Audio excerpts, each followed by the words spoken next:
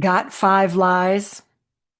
Welcome to the Friday Value video. And we are currently in a series on 5 lies that I have seen radically impact people's future.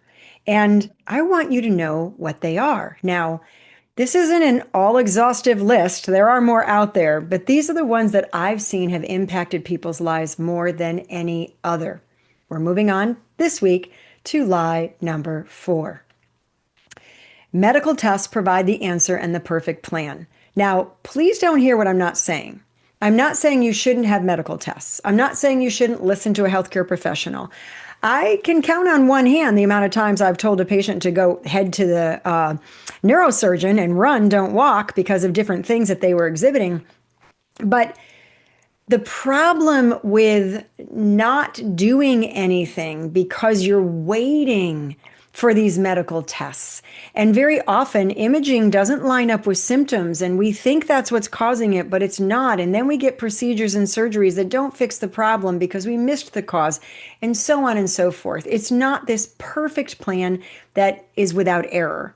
So here's the issue with this.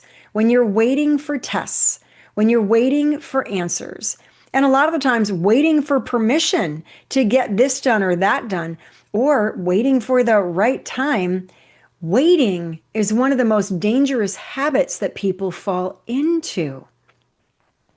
Because while you're waiting weeks, sometimes months, for tests to be approved or scheduled or get the results, your body is not.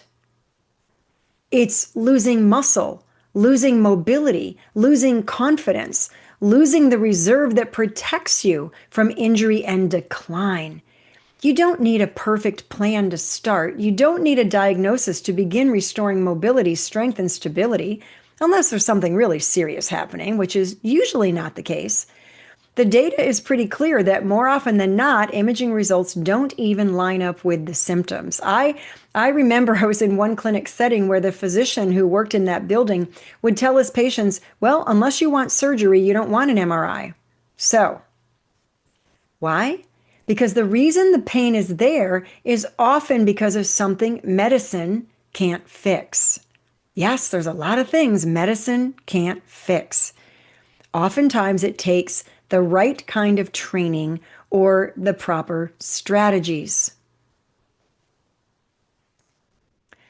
Many conditions improve, not worsen, when you begin the right kind of movement training. Now, it's really important that it's the right kind and it's done the right way and you get expert guidance, but people don't stay stuck because of their diagnosis. They stay stuck because they delay action. The unique training and science-based education that I provide meets people exactly where they are. But I'm not the only one out there. There's a lot of brilliant people out there who are doing great things. But we don't want the waiting, the someday, the perfection that we think is required. I've seen countless people restore pain-free function and regain the ability to do the things they love to do. Things like playing on the floor with a grandchild or hiking their favorite trails despite their diagnosis. They simply learned to do the right things in the right way and got their quality of life back. So you need to take a first step toward reclaiming control. Motion is medicine, oftentimes. Delay is decline, more often than not. So start now. Start small if you have to, but start. And the best place to start is beginning with rejecting the 5 lies to seek truth so you can have lifelong well-being. I'll see you next week.